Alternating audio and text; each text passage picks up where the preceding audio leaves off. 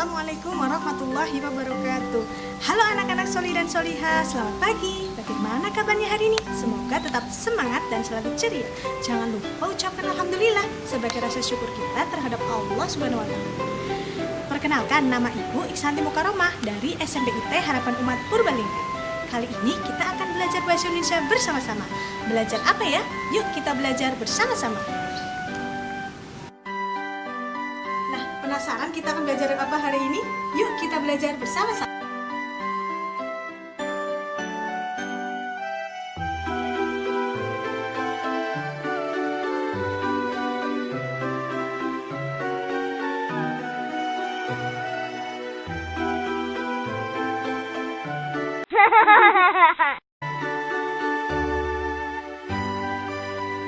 Oke anak-anak soli dan solihah, mari kita awali belajar kita hari ini dengan membaca Bismillahirrahmanirrahim. Semoga pembelajaran kita hari ini mendapatkan berkah dan rahmat Allah Subhanahu wa taala. Yuk kita belajar bersama-sama materi hari ini yang sangat luar biasa. Sebelum masuk ke materi, Bu Santi akan menjelaskan kompetensi dasar terlebih dahulu.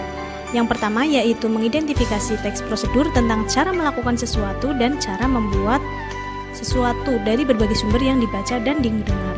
Kemudian yang kedua, menyimpulkan isi teks prosedur tentang cara memainkan alat musik daerah, tarian daerah, cara membuat cindera mata, atau kuliner khas yang dibaca dan didengar.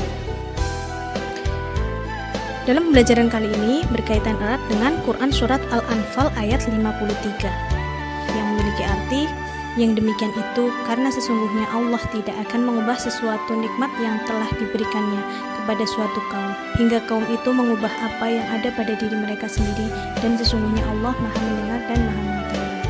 Nah, anak-anak soli dan solihah, dalam Quran Surat Al-Anfal ayat 53 tersebut memiliki makna bahwa kita harus mampu berusaha agar Allah mengetahui seberapa besar usaha kita, karena Allah Maha mendengar lagi Maha mengetahui. Nah, sekarang Ibu ingin bertanya, apakah kalian terbiasa melakukan sesuatu sesuai langkah-langkah? Seperti video tadi, ternyata ketika kita tidak melakukan sesuatu sesuai langkah-langkah, makanan atau minuman yang kita buat rasanya akan aneh atau bahkan tidak enak. Pas sekali dengan pembelajaran kita hari ini, yaitu membahas tentang teks prosedur. Apa itu teks prosedur? Yuk kita simak pengertian berikut ini.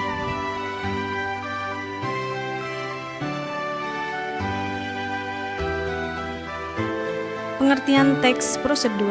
Teks prosedur adalah teks yang berisi langkah-langkah yang harus ditempuh untuk mencapai tujuan yang diinginkan dan terdapat penjelasan atau keterangan dalam langkah-langkah tersebut. Tujuan teks prosedur sendiri yaitu menjelaskan kegiatan yang harus dilakukan agar pembaca dapat secara tepat mengikuti sebuah proses membuat sesuatu, melakukan suatu pekerjaan, atau menggunakan suatu alat. Kemudian, ciri teks prosedur ada 3. Yang pertama, adanya panduan langkah-langkah yang harus dilakukan. Jadi, dalam teks prosedur pasti ada langkah-langkahnya. Yang kedua, yaitu adanya batasan atau aturan dalam hal bahan atau kegiatan untuk melakukan suatu kegiatan. Misalkan, kalian ingin memasukkan garam. Nah, batasannya berapa? 2 sendok teh atau 2 sendok makan. Kemudian, isi kegiatan disusun dan dilakukan dengan urut. Karena apabila tidak urut merupakan tips. Urut berarti sesuai dengan sistematikanya 1, 2, 3 seperti itu. Kemudian jenis-jenis teks prosedur berdasarkan tujuannya. Yang pertama, teks prosedur untuk memandu cara menggunakan atau memainkan suatu alat. Yang kedua, teks prosedur untuk memandu cara membuat. Dan yang terakhir, teks prosedur untuk memandu cara melakukan sebuah kegiatan. Selanjutnya kita akan belajar mengenai struktur teks prosedur. Struktur teks prosedur ada 4. Kita simak bersama-sama ya. Yang pertama yaitu ada tujuan. Apa itu tujuan? Tujuan pada teks prosedur adalah pengantar umum sebagai penanda apa yang akan dibuat atau dilakukan, dapat berupa pernyataan yang menyatakan tujuan penulisan. Struktur yang kedua yaitu bahan dan alat. Berisi mengenai rincian bahan dan alat yang digunakan dengan ukuran yang akurat, dapat berupa daftar atau rincian atau paragraf. Misalkan langkah-langkah melakukan sesuatu, maka tidak dituliskan bahan atau alatnya. Selanjutnya, struktur yang ketiga yaitu langkah-langkah. Dalam teks prosedur sudah pasti ada langkah-langkah. Apa itu langkah-langkah?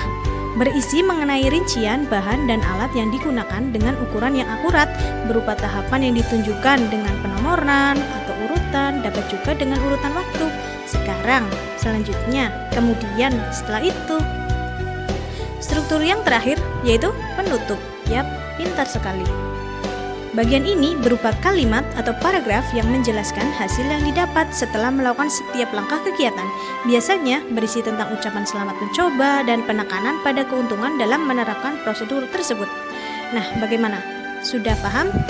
Jika belum, mari kita aplikasikan pada contoh teks prosedur berikut ini.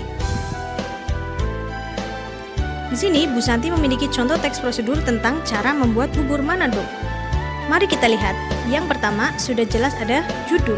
Kemudian, yang kedua ada tujuan. Betul sekali. Yang ketiga ada bahan dan alat. Kemudian, yang keempat ada langkah-langkah. Dan yang terakhir sudah pasti ada penutup. Nah, kita lihat bahwa teks berjudul cara membuat bubur Manado sudah lengkap strukturnya, sehingga dapat dikatakan teks prosedur. Bagaimana? Semakin paham sampai di sini mengenai struktur teks prosedur?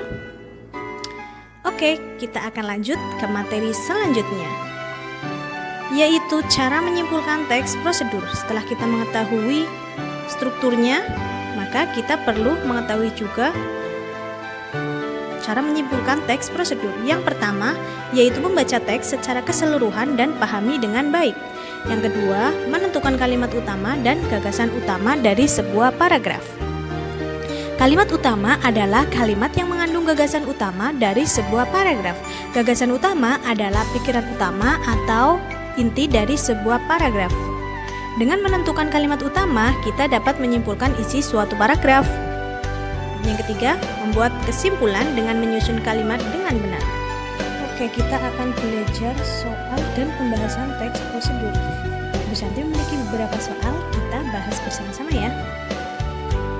Soal nomor 1, yaitu ciri teks prosedur yang memandu orang membuat sesuatu adalah. Jawabannya apa? A, B, C, atau D? Betul sekali, jawabannya B. Terdapat langkah-langkah. Pintar sekali. Kemudian kita lanjut ke soal nomor 2. Perhatikan kutipan teks berikut. Setiap orang harus memperhatikan dan menjaga kebersihan, baik kebersihan lingkungan maupun kebersihan diri sendiri. Menjaga kebersihan diri ternyata tidaklah sulit. Kita bisa melakukannya dengan kegiatan sederhana, diantaranya mencuci tangan. Simpulan yang sesuai untuk teks tersebut adalah, apa jawabannya anak-anak? Jawabannya A, B, C, atau D? Pintar sekali, jawabannya C. Itu adalah simpulan dari teks di atas. Pintar. Kita ke soal yang terakhir, yaitu soal nomor 3. Judulnya cara membuat tempe. Tempe dijual di pasar atau tukang sayur keliling, namun sebaiknya Anda mencoba membuat sendiri di rumah. Tempe buatan sendiri tentu lebih higienis dan lebih sehat, sehingga aman dikonsumsi. Berikut ini langkah-langkah proses membuat tempe kedelai. Kutipan teks tersebut termasuk dalam struktur teks prosedur bagian. Ayo, ada yang masih ingat? Jika teks seperti di atas, maka termasuk struktur apa? A, B, C, atau D? Ya, pintar sekali. Jawabannya C, judul dan tujuan. Karena di situ judulnya cara membuat tempe, kemudian menjelaskan tentang tujuan pembuatan tempe. Pintar sekali. Alhamdulillahirabbil alamin. Sampai di sini semakin paham ya? Syukron, terima kasih. Untuk pembelajaran hari ini, semoga ilmu yang didapatkan berkah dan bermanfaat. Nah, bagaimana anak-anak solih dan solihah pembelajaran kita hari ini? Menyenangkan bukan? Itu tadi kita telah belajar mengenai pengertian teks prosedur, ciri-ciri teks prosedur, tujuan teks prosedur, dan juga struktur teks prosedur. Nah, apa manfaatnya kita belajar tentang teks prosedur? yaitu untuk memberikan suatu petunjuk ketika kita melakukan suatu kegiatan secara sistematis agar pembaca lebih mudah memahaminya, sehingga kita dapat membantu pembaca mengetahui langkah-langkah dalam melakukan suatu kegiatan. Karena dalam sebuah hadis dikatakan, sebaik-baik manusia yang bermanfaat bagi manusia lain. Syukran. Wassalamualaikum warahmatullahi wabarakatuh.